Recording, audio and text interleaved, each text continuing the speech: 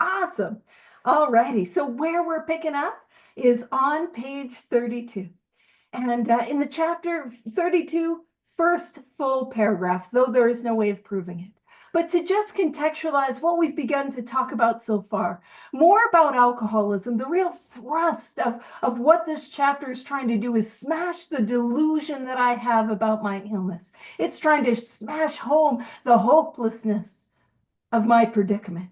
What we're trying to do is we're trying to laser beam focus in on the mental obsession, because that leads us to see the inevitability of our relapse. And that's what we got to see, or at least that's what this silly little drunk needs to see. Because if I think I got options, I'm gonna go do those. But if I see the hopelessness of my predicament, man, I've got to grab a hold of the hope that's on offer. So it says, though there is no way of proving it, we believe that early in our drinking careers, and some of you guys know, listen, if I'm making a career out of it, I might be an alcoholic. You know what I'm saying? Oh, I was not doing a 9 to 5. I was working the overtime, burning that midnight oil with my alcoholism. Woo! I was climbing the corporate ladder of drink, which looked a lot like lowering my standards repeatedly. I'm sure I'm the only one. Welcome. We're on page 32. Though there is no way of proving it, we believe that early in our drinking careers, most of us could have stopped drinking. But the difficulty is that few alcoholics have enough desire to stop while there is yet time. Was that my experience? Because oftentimes we'll look at the definition of the moderate drinker, the hard drinker, and the real alcoholic, and it's important to understand that there's a progression. It talks about how many of us might have started off as a moderate drinker, progressed into being a heavy drinker or hard drinker, and found ourselves being the real deal. But often that happened way sooner than we thought it was. Is my experience today that today, on my own willpower, it is not a sufficient substitute. My own willpower is not enough. Even if I was able to put it down, we were talking about those early, signs of drinking. 7 years old, maybe at 7 years old, you could have put it down when we were doing the bottom beer roulette. But by 8, we might have been just cooked. We might have been done. Put a fork in me. I got alcoholism. All right. That, as the old expression goes, the old saying, put a fork in me, I've got alcoholism. Yeah, I'm just teasing. All right. So it says, we have heard of a few instances where people who showed definite signs of alcoholism were able to stop for a long period because of an overpowering desire to do so. Here is one. So we're really trying to laser beam focus into the mental obsession. And what we do in More About Alcoholism is we look at these examples. And what we're going to see is examples of people really looking at the mental obsession, but we'll see them go through the cycle. Now, it kicks off a man of 30. And hold on. I didn't bring it. I thought I brought it up. Well, I've got this friend, and he's on, like, I don't want to say a crusade because that's a little intense, but he is somebody that really, really does not like that the guy is called man of 30. Like, you know how we know him? All right, man of 30, man of 30. He's like, nah, this guy has got to be called carpet slipper guy. And actually, it was his wife that was doing a talk and speaking about how her husband just loves, carpet slipper guy. I made a little design, a little logo, carpet slipper guy. But I have no horse in this race. I actually don't care whether he's called man of 30. I don't care whether he's called carpet slipper guy. I just like to make things. And so what we're going to do as we go through carpet slipper guy, man of 30, as we go through this story, what we're going to see and what we're going to be looking for is basically examples of his cycle. And what I'll do is I will bring up the share screen because I'm doing that anyways. And what we'll do is we'll see him go through this cycle. But what we really want to take a look at, what we really want to focus in on is the obsession of the mind. So let's have a look at our homeboy, carpet slipper guy. And actually, if you're like, but Paige, who is carpet slipper guy? Well, there's some theory and there's some debate, and many people believe it's a story from Richard Peabody's The Common Sense of Drinking. And that story is found on page 123, 124 of that book. But it's not a perfect fit. And in the book, Writing the Big Book, it was suggested that this might have been a patient of Dr. Silkworth's. So we're not super sure, but you have those two pieces of information to sound smart at a meeting. So take that, put it in your pocket, and don't give me any credit. I joke about that. Steal my things. I don't need credit. All right. A man at 30 was doing a great deal of spree drinking. He was very nervous in the morning after these bouts and quieted himself with more liquor. Now, I want to point out that nervousness. There's two likely causes. The most likely cause is a sign that he's got the allergy of the body, that he's drinking himself into where he's having a bit of withdrawal symptoms in the morning. If you guys know what it's like to have that morning after anxiety, it could be that. It is also possible that that morning nervousness is pointing to the spiritual malady. Again, I will emphasize the spiritual malady is not diagnostic of this illness, but that is what we treat. So, so he was very nervous in the morning after these bouts and quieted himself with more liquor. He was ambitious to succeed in business, but saw that he would get nowhere if he drank at all. Once he started, he had no control whatever. And if you're writing in your book, you can make a note right there. That is a sign of the physical allergy. That once I start, I don't have the ability to control it every single time. That is it. And so this guy, man of 30, our carpet slipper guy, he can see that once he starts, he can't control it. And if he's going to be successful in business, he can't drink. So it says he made up his mind that until he had been successful in business and had retired, he would not touch another drop. And so where we are at this cycle is the firm resolution not to drink again. That's him swearing off. That's, I'm not going to drink. Now, keep in mind, it's not forever. He's not going to drink until he is a successful businessman. And it says, an exceptional man. So he was an exceptional man, exceptional businessman, pretty rad dude. I didn't meet him, but I believe that. Pretty rad dude, that man of 30. By the way, I will say one of the most frustrating and annoying things about getting sober young, I won't complain about much. But when I got here, I was like, man of 30, ew, an old guy. I am so sorry. And then we're 30s in the rear view mirror, and we're going to talk about how he retired at 55, and I'm like, oh, that's so young, you know. I puts the whole thing into context, aging, you know, as I've been sober. So, ugh. All right, so an exceptional man. He remained bone dry for 25 years and retired at the age of 55 after a successful and happy business career. Now, I want to point out that word or that phrase, bone dry. What that actually means, what that practically means is he did not touch a drop of alcohol. And it does say that his business career was happy and successful. Good for him. But there's something about that phrase to me, and it always gets stuck in my brain, so I'm sharing it with you. Bone dry. You know, he's bone dry. Just happy to be here, happy to be sober, happy to be doing business. I'll take 24 and pass it. You know those guys where it's like, if you want what I have, it's like, no, thank you.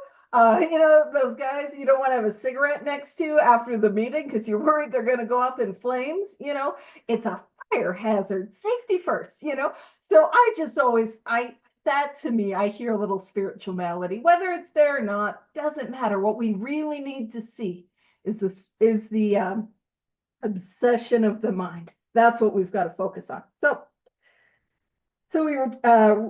he remained bone dry for 25 years and retired at the age of 55 after a successful and happy business career. Then he fell victim to a belief. And falling victim to a belief is an eloquent way to say the obsession of the mind came back. The belief was that he could drink successfully. And here's what we're going to see. He fell victim to a belief, which practically every alcoholic has, that I will have, that we have had, that this is our experience, that his long period of sobriety and self-discipline has qualified him to drink as other men. And that is the mental obsession. I've been sober a long time and I've been successful in all these other areas. I can drink responsibly. Now, God bless the man of 30, carpet slipper guy. He might not have had the information that we have about this illness. He might not have known about the allergy. That once, like if I got the allergy, I got the allergy. But is my experience just like his? That man, once I started, I had no control whatever. And have I ever gone back to drinking or gone back to whatever brings you to this study again and again and again, even after a period of sobriety? So that is the mental obsession. It says out came his carpet slippers in the bottle, which is where carpet slipper guy comes from. Carpet slippers. Because he is going to do some highfalutin drinking. If anyone's wondering, I was missing my shoes, but they weren't replaced with carpet slippers. You know what I mean? I was not that classy, but he's going to be because he's a successful man. He's going to have a successful man drink. So out came his carpet slippers in a bottle. In 2 months, he was in a hospital, puzzled and humiliated. So he took that first drink, the phenomenon of craving developed, and he went through that spree. And I want to point something out. As he went through that spree, he ends up in only 2 months in a hospital. He had never been hospitalized for his drinking before. It has gotten worse. The more we go through this cycle, the worse it gets. So it says he tried to regulate his drinking for a while. Did any of us ever try to regulate our drinking, try to exhibit some control over our drinking, our drug use, or whatever brings us to this study? We tried to control it. And just like carpet slipper guy, did it not work? And then it says, tried to regulate his drinking for a while, making several trips to the hospital meantime. Again, that's a sign of the physical allergy. Non-alcoholics aren't drinking themselves into hospitalization. They don't do that, not once. Non-addicts aren't using themselves into hospitalization. People that have the ability to moderate their behavior are not hospitalized for it. So it's a sign of the allergy, and it's getting worse. So it's not one hospitalization, it's more frequent hospitalization. We're seeing the severity of this. So it goes on to say, then gathering all his forces, he attempted to stop altogether. So he's trying to have that firm resolution. He's not going to do it. And found he could not. Every means of solving his problem which money could buy was at his disposal. Keep in mind, this is a successful man. He had made money in business, and money could not save him. He had tremendous willpower. Willpower could not save him. Every attempt failed. Though a robust, a healthy man at retirement, he went to pieces quickly and was dead within 4 years. And what we are speaking about is the progression of this illness. And if I have this illness, I always have this illness. And what I've found in my experience is what my alcoholism wants is just one more drink. Doesn't matter whether I'm 3 weeks into a bender or 3 years sober, whether I've been, over 15 years. What does my illness want? One more drink. That's all it wants. But you see, that period of sobriety, it got worse. And I think many of us, if we've been around for a while, we've seen that. We've seen people who have had some time go out, and it gets bad. And it gets bad quickly. And I think sometimes I don't know where I've shared stories, and I'm like, forgive me if you've heard this like last week. There was a gentleman that I knew, and he had about 15 years. And it was it was a number of years ago, and I was looking for a new sponsor, and I was genuinely thinking of asking this guy. And he had such a kindness and a warmth about him. And he was a pillar in the recovery community. And he relapsed. and his relapse. He was going from being a pillar in the community. He also worked at a treatment center, and like he was doing all these things. And he very, very quickly, within a matter of months, became the homeless gentleman that was yelling in the meetings, that was causing a disturbance, and that people had to have business meetings around because they didn't know how to handle him. And I don't think he had ever been that bad before he, came to the fellowship. And that is a stark reminder of the progressive nature of this illness. It only gets worse over any considerable period. Now, just to put in a little happy ending on that story, he did get sober again. He's got about 5 years. So, which is a miracle, like an absolute miracle. So, this case contains a powerful lesson.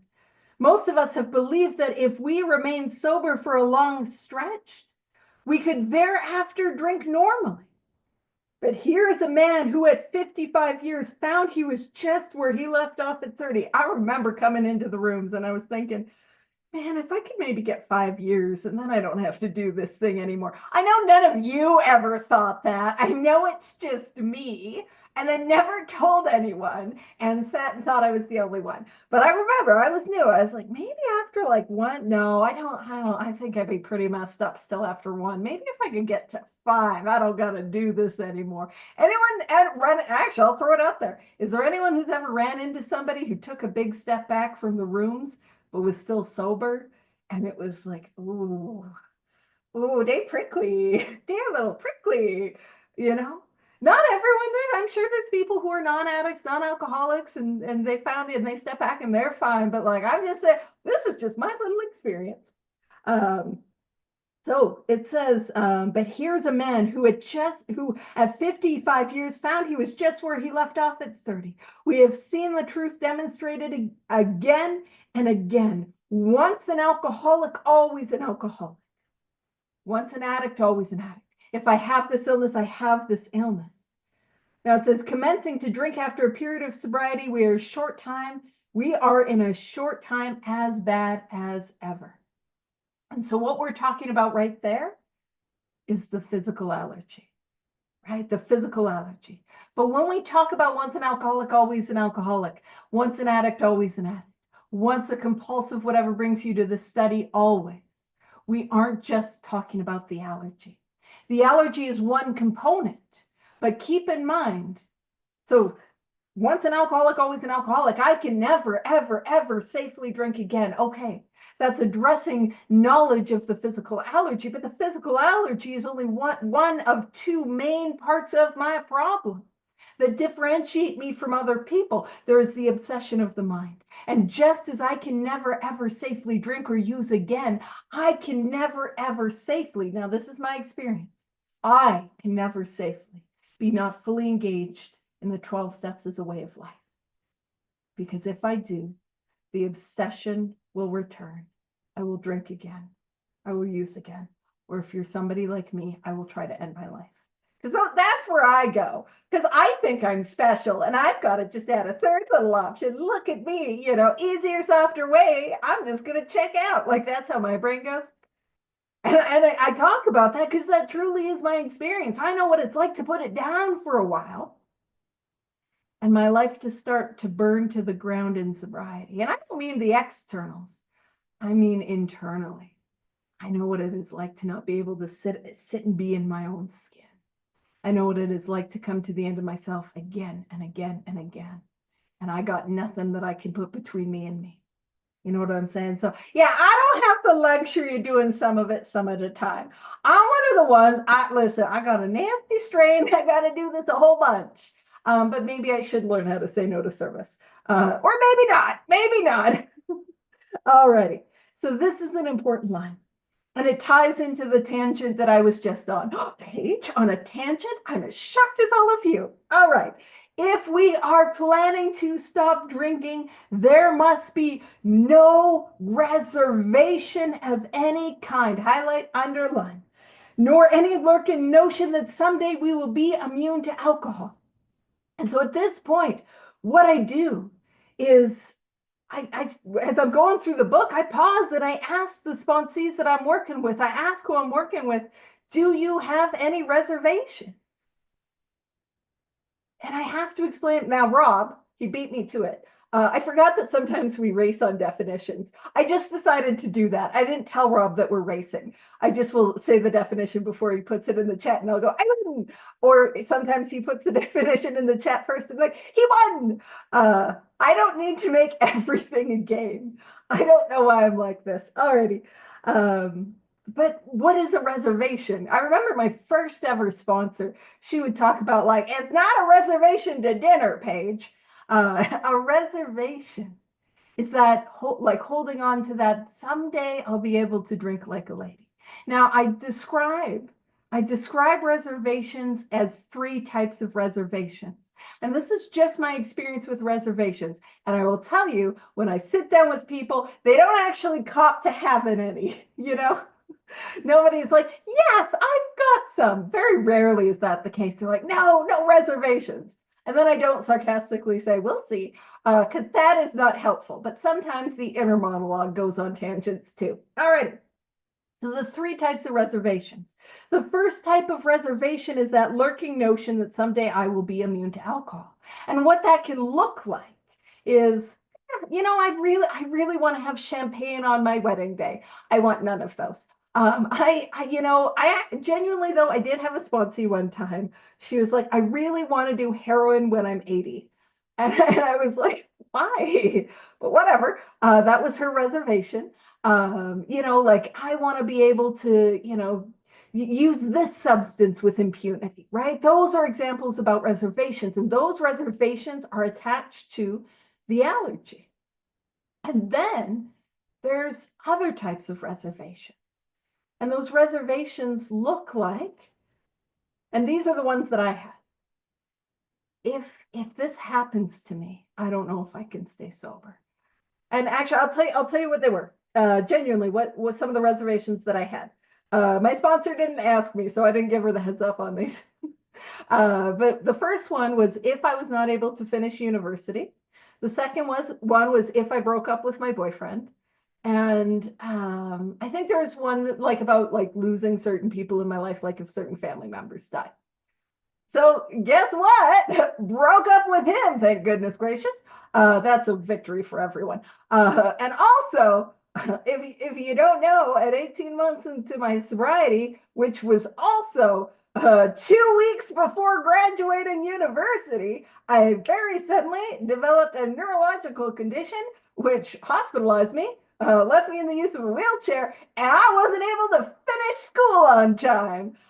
So the takeaway is ominous warning. Oh no, the reservations are going to come true. Yeah, I'm just messing with you.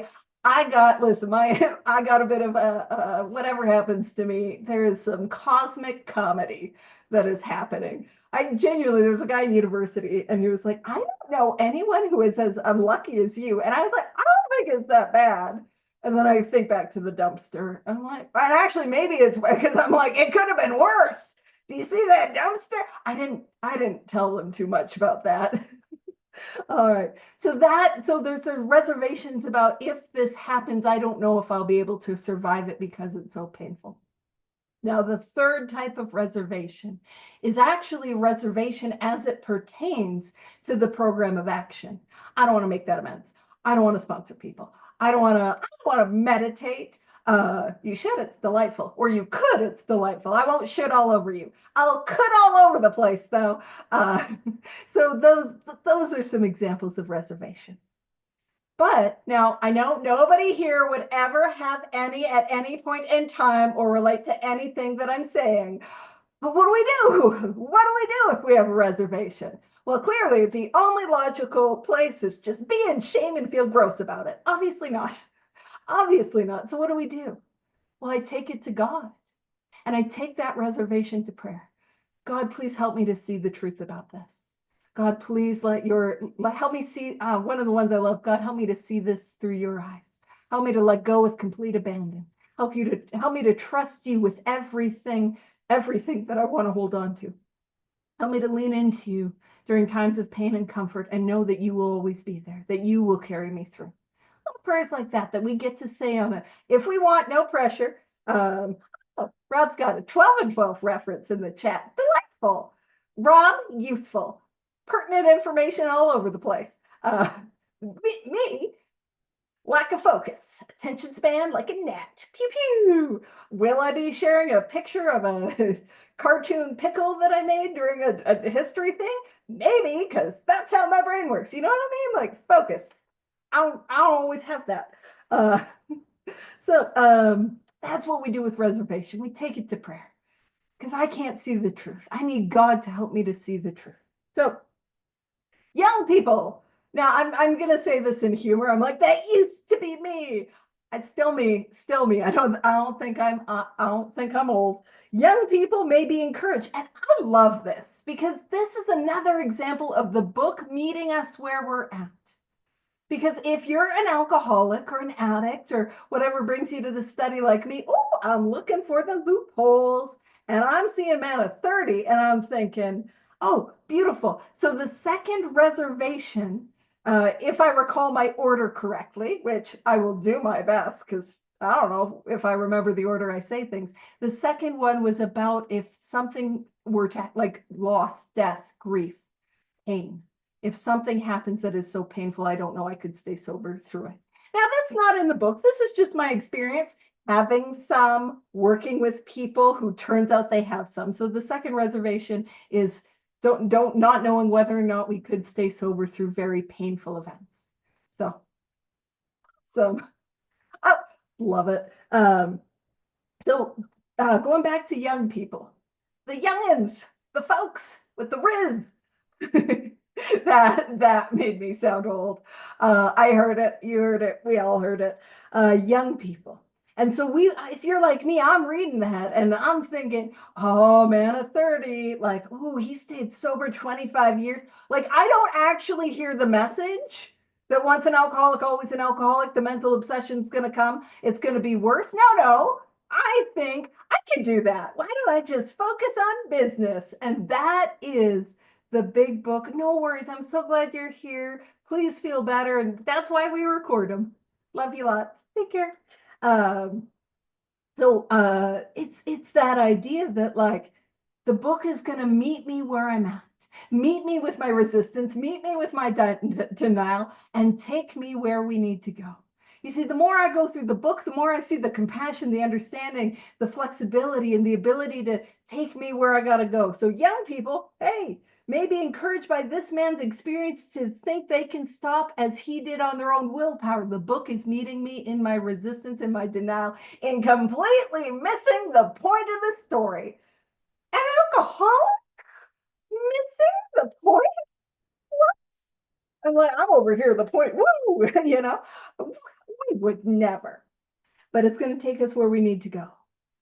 We doubt if many of them can do it because none will really want to stop, and hardly one of them, because of the peculiar mental twist already acquired. If you're writing in your book, when it says peculiar mental twist, which is a bit of a tongue twister, you can make a note, mental obsession, because that is what we're talking about. Already acquired will find he can win out. So what it is saying is that, hey, you might be reading this thing and thinking, you know what? I think I can be sober 25. I'll just focus on work. I'll be the man of 30. I can do that. And it's saying like, hey, it's not likely you'll be able to, because you might not want to, because why would I not want to stop drinking if you're somebody like me? Because it gives me the ease and comfort. Because it's still working. But also, and more importantly, because of that peculiar mental twist, the obsession of the mind. I will have a thought that takes me back again and again and again to that first drink, or drug, or compulsive behavior, despite the fact that I know it is ruining my life. I go back to it again and again and again. And it's important to understand that if I'm here and I would describe myself a chronic relapser, if you're like, I'm a chronic relapser, that does not mean you don't want it enough. That doesn't mean you're not trying hard enough. What that means is that is this illness. The inability to stay sober on our own power is the illness that we are looking at in this book. And what we need to do, how do we recover? We take the course of action outlined in this book. That is helpful. Diagnostic information. So, several of our crowd, men of 30 or less, used to be me, had been drinking only a few years, but found themselves as helpless as those who had been drinking 20 years. And that was my experience. Sometimes when people are like, oh, you got sober young, and all I say is, listen, I'm efficient. I am an efficient sort of alcoholic. And actually, it was only one time that this happened to me, and this was in my early sobriety. There was a gentleman, and he was an older guy, and he was like, oh, I bet I spilled more on my tie than you ever drank. And I'm just going to preface this, was not recovered. That's not an excuse. But I happen to be a little, I think, lippier and confrontational in early sobriety, despite the fact being terrified and wanting to leave. But my response was, well, you think if you spilt less, you might have got here sooner? Oopsies. Oopsies. Not a spiritual thing to say. And I'm not saying that's how we should handle that. I'm just saying that's what I did. So men of 30 or less, just as helpless as those who've been drinking 20 years. You see, I came to Alcoholics Anonymous with a whole lot of andas and a whole lot of yeah buts. I was looking for the ways I was different, all the ways that I wasn't like you. Before the meeting, we were talking about DUIs. And I, too, have never had a DUI. Didn't have a driver's license. Now, the real ones, you guys know you don't need a driver's license for a DUI. Anyone here ever got the DUI before you got a license? And I didn't drive. That was it. If I drove, I'm sure. But that, I was looking for all the ways I was different. And I thought, an alcoholic has to look a certain way. By the way, a lot of the stereotypes of what people thought an alcoholic looked like, I did. They're like, oh, an alcoholic is living under a bridge, drinking out of a paper bag. I was living under an overpass, and I didn't have paper bags. It was plastic. But I'm like, that's not me, We didn't really have to, or maybe actually I should have hit it, because then you don't get open liquor. No, I still would have gotten an open liquor ticket. Never mind. I don't need to have to figure out how to circumnavigate those legal consequences. But what it's saying, it's not about how much you drink. It's not about the consequences. What we're looking to define alcoholism and to extrapolate for this all-inclusive study to define this illness, we're looking at those two symptoms: lack of control, lack of choice. To be gravely affected. Gravely is fatally. For this illness to be fatal. Rob, are you wearing a New York Rangers hoodie? Sorry, that is some ADHD. I'm like, that's not your hockey team. I won't tell the Toronto fans. Nobody notice. Nobody look. Sorry. Focus page. Focus. To be gravely affected. For this to be fatal, one does not necessarily have to drink a long time, nor take the quantities some of us have. It's not about how much I drank. It is about the lack of control and lack of choice. And then it says, this is particularly true of women. Ta-da! That's me. Like, yeah, ladies, here I am, potential female alcoholics. Now, again, I want to point out, anytime it said potential, that's the only time I was like, oh, that's me. And also, only time in my life I ever thought I had potential, potential alcoholic. But potential female alcoholics often turn into the real thing and are gone beyond recall in a few years. And that was my experience. Ooh, it got bad quickly. We got consequences almost immediately. And I remember one day I was talking with a sponsee of mine who was talking about gone beyond recall. And the sort of visual metaphor of that is to be gone, like if you imagine like you're lost at sea and you're throwing out those life preservers and there's that length of the rope and it's beyond arm's reach, beyond the reach of those that can pull you back. To recall is to pull back. And gone beyond, like to be hopeless. And again, what makes me hopeless? Allergy of the body, obsession of the mind. That I have a thought that takes me back again and again and again.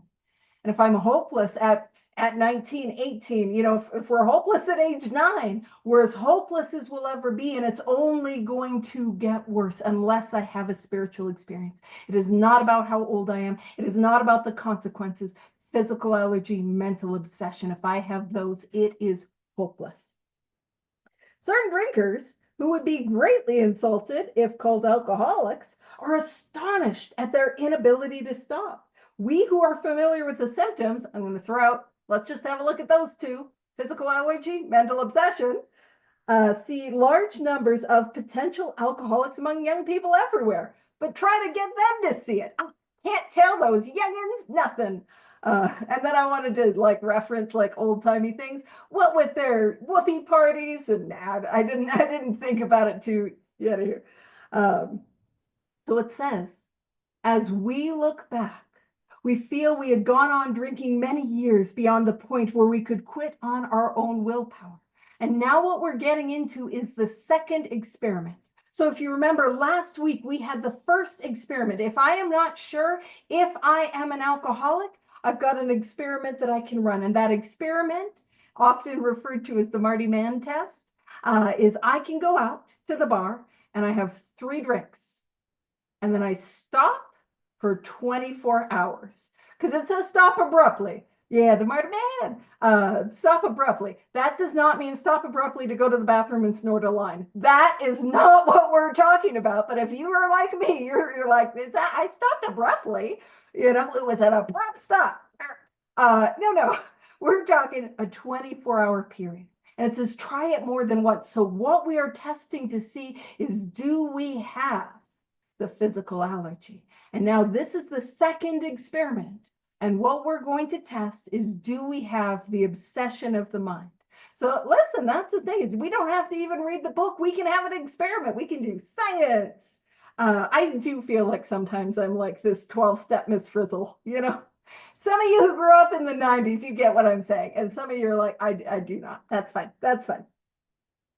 So if anyone questions whether he has entered this dangerous area, let him try leaving liquor alone for 1 year. That's it. That's the test. Just don't drink for a year. Just don't drink. Or use drugs or whatever brings you here. Just don't do it. Just say no. Just say no for 1 whole year. 365, unless it's a leap year, 66 days. How does that sound? Are we excited to do that, guys? And honestly, just like I've never had a sponsee that I worked with that was like, oh yeah, I'm going to go try controlled drinking. I offer that suggestion and they're like, Paige, if I'm sitting with you, it's clearly quite serious. I am the last refuge of the truly desperate. Like if you're sitting with me, you got a problem. You ran out of options, But how often do we take steps back and think, oh, I can coast in my recovery, right? And so to test if I got the mental obsession, just don't drink. Just don't drink. Don't do it for a year. And it goes on to say, if he is a real alcoholic and very far advanced, there is scant chance of success. That means, it is unlikely that that's going to work. Does that sound accurate based on our own experience? That 365 days is a long time. And it says, in the early days of our drinking, we occasionally remain sober for a year or more, becoming serious drinkers again later. Though you may be able to stop. So this is the book meeting us where you're at, because if you're like me, I'm looking for any loophole. There it is again. But I was able to stop for a considerable period. Hold on. It's like, hold your horses. Though you may be able to stop for a considerable period, you may yet be a potential alcoholic. Now, this is, Rob put in, I wasn't even going to define scant, but we can't not define scant. Rob's got the definition of scant, which is to be inadequate, slight, poor. It's not likely going to work, is what it's saying. So it says, though you may be able to stop for a considerable period, you may yet be a potential alcoholic. Now, I joke about, oh, that's me.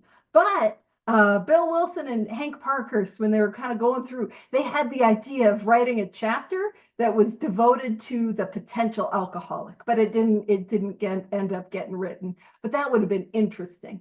Because I came here and I'm like, listen, I'm not so bad. But then somebody else would share, and I'm like, I'm way worse. I was always looking for how I didn't fit and how I didn't belong, but desperately wanting to fit in at the same time. Anyone ever have that little ditty? I'm not like you, but I need you, you know? All right. So you may yet be a potential alcoholic. We think few to whom this book will appeal can stay dry anything like a year. Some will be drunk the day after making their resolutions, most of them within a few weeks. And I've shared this story at the study here before, but I just feel called to tell it again. Years ago, I did a big book study with somebody that was in person, and quite often we'd start the study doing review of the cycle. And there was this genuinely wonderful human being, and I loved the guy. He had this big warm belly laugh, like he was a big guy, and he had this big ho, ho, ho, like this big laugh. And one of the things that like was really endearing is he always made an effort to come up, and because it was two of us that did it, and he always made up an effort to come and thank me as well for my efforts at the study. And it was just so kind and so wonderful. And he shared his experience, how he had been able to stay sober for just over a year on sheer willpower. It sounded like a nightmare. And that was one of his examples of the cycle. And he was in a treatment center at the time and just got out, and he relapsed. And I'm just going to heads up, we're going to take a bit of a dark turn. It's going to, get a little heavy. And in his relapse, he ended up in a domestic violence situation, and he murdered his girlfriend. And I always think of him because this is a guy that I'm like, I love the guy. He's a great guy. And when we talk about what an alcoholic death looks like, so rarely do we think about those two alternatives. Staying in situations we shouldn't be in, or being in situations we shouldn't be in. And like that is the power of this illness. And that is the power of this illness on somebody who was able to stop for a year in his early days of his drinking. So it goes on to say, for those who are unable to drink moderately, those of us who have the physical allergy that once I start, I cannot stop. The question is how to stop altogether. So that's the thing. If I've got the allergy, I've got the allergy. I have to stay sober. So how do I do it? We are assuming, of course, the reader desires to stop, which is a reasonable assumption. And I will say, if you're hanging out with me, probably, I think I'm fun, but I don't think I'm that fun. You know what I mean? Love you guys. So glad you're here. We are assuming, of course, the reader desires to stop. And so it says, whether such a person can quit upon a non-spiritual basis depends upon the extent to which he has already lost the power to choose whether he will drink or not. And when we talk about lost the power of choice, we are talking about the mental obsession. And that is important, because if I have the mental obsession, I don't have the ability to choose whether I will drink or not.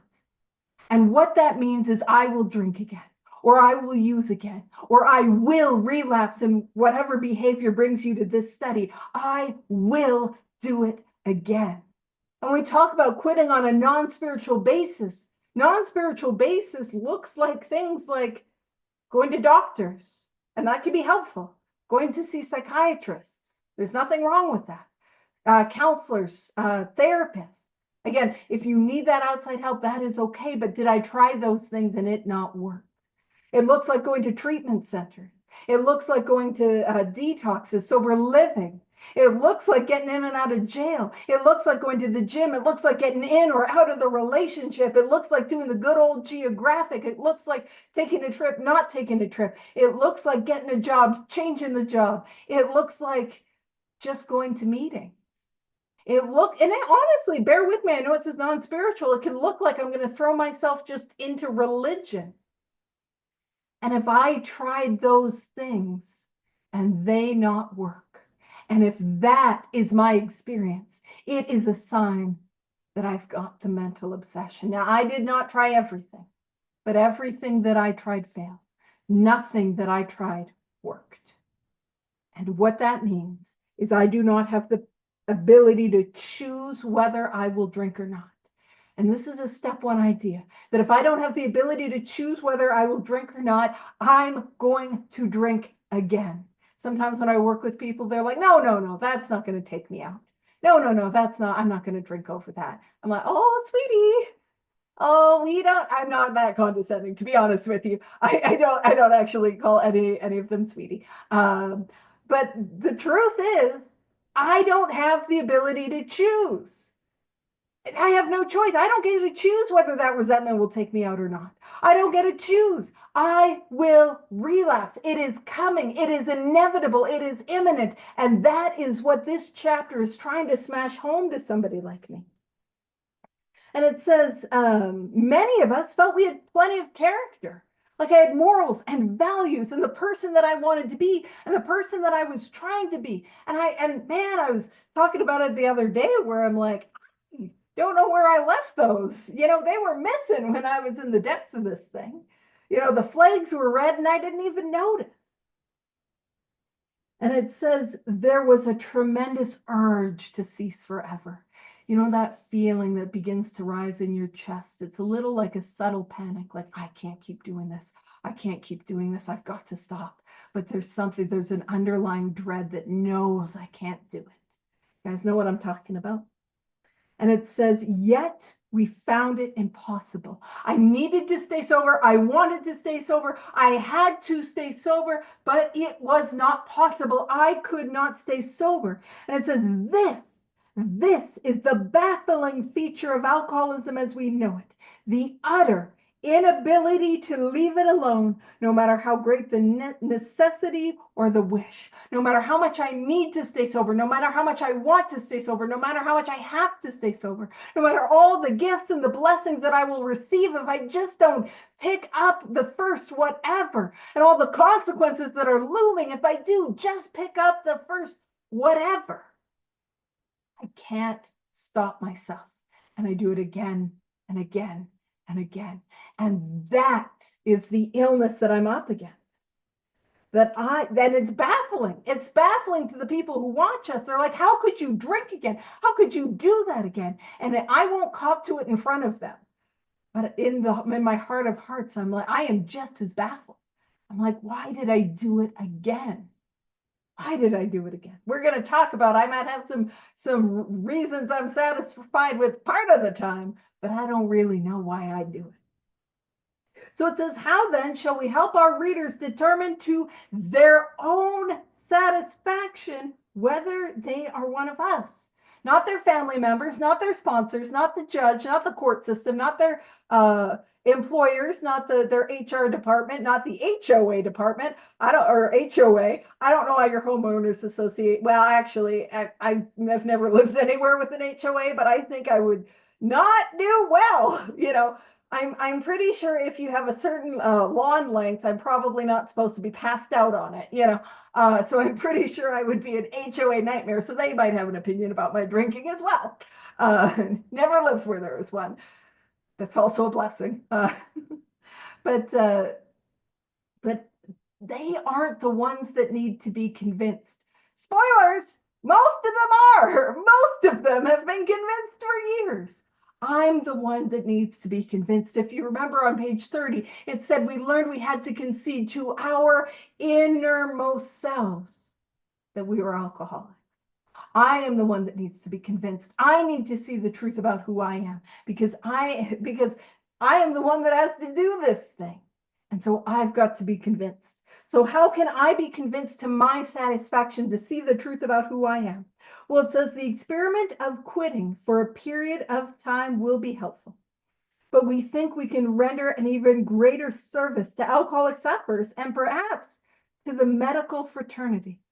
So we will describe some of the mental states that precede a relapse into drinking, for obviously this is the crux of the problem. Now, when we talk about the mental states that precede a relapse into drinking, I knew you were going to put crux in before I got there. I knew it. He won. So the mental states that precede a relapse into drinking, we are talking about the obsession of the mind. The thought that I have before I relapse, this time will be different. Nobody will ever know. I just got to get it out of my system. My problem was that I was drinking too much this is me being cheeky. I was drinking too much with Leaf fans, like fans of the Toronto Maple Leafs. But I have a feeling if I start drinking with Rangers fans, it's going to be different. There's something wrong. That sort of, I start thinking, my problem was this specific substance done this specific way, but listen, you guys, I can smoke crack like a lady. I'm that mental obsession. It looks like if you're feeling the way that I was feeling, you'd have to get drunk too. It looks like, man, if you went through what I went through, you'd have to smoke crack. It looks like I'm going to kill myself anyway, so why don't I get loaded? It looks like a thought that is on me all day. It says, take a drink, take a drink, take a drink, take a drink, take a drink, take a drink, take a drink, until it erodes what little willpower I was able to muster, and off I go. And it also looks like a case of the suddenlies.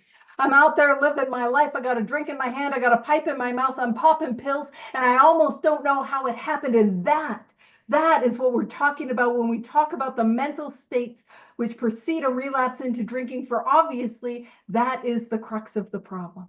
And we're talking about the core, most important. And it's also this confusing part where it's like, why?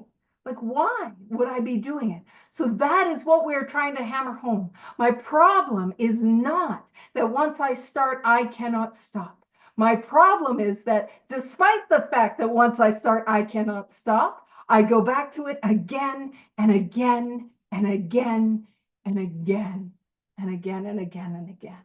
That is my problem. And so, oh yeah, we're coming to a natural stopping point. Sometimes that happens, sometimes it doesn't. So what sort of thinking dominates? And that thinking, the mental obsession looks like suddenly, but sometimes it looks like, man, no other thought is there but the thought to take a drink or a drug or to act out in that behavior. There's no other thought that dominates. And that when we talk about thinking that dominates, again, that is the mental obsession. We're talking before I pick up the drink, the drug, the compulsive behavior. Who repeats time after time the desperate experiment of the first drink. And it really is a desperate experiment. I'm trying to prove that somehow, someday I can control and enjoy my drinking. Somehow, someday I'm going to be able to do it with impunity, without consequences. Friends who have reasoned with him after a spree, which has brought him to the point of divorce or bankruptcy, are mystified when he walks directly into a saloon.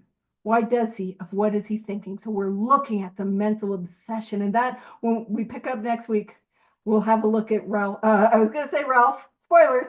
His real name is Ralph, but Jim's experience.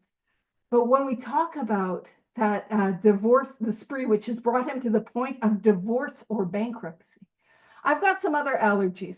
They're not, I haven't been medically tested for them, but let me tell you, when I have onions or peppers, I stop having a good time. And I want you to know there have been times where I haven't read the ingredients closely enough, where there have been onions and peppers in something that I've eaten. And after that, it wasn't too bad. Very unpleasant. Horrific was going to be too much of a descriptor. After that incredibly uncomfortable experience, I don't walk myself right into a Chipotle's. Do you know what I'm saying? I don't go over and have a Sizzler. I don't go back to it. And that is what we want to look at. The obsession of the mind, which takes us back again and again and again. So we'll talk about our homie. Doesn't have to be your homie, but it's my homie Jim, also known as Ralph Furlong, Ralph F. We'll check him out next week, and thank you guys for coming. What I'll do is I'll stop the recording, and we'll wrap it up with a prayer.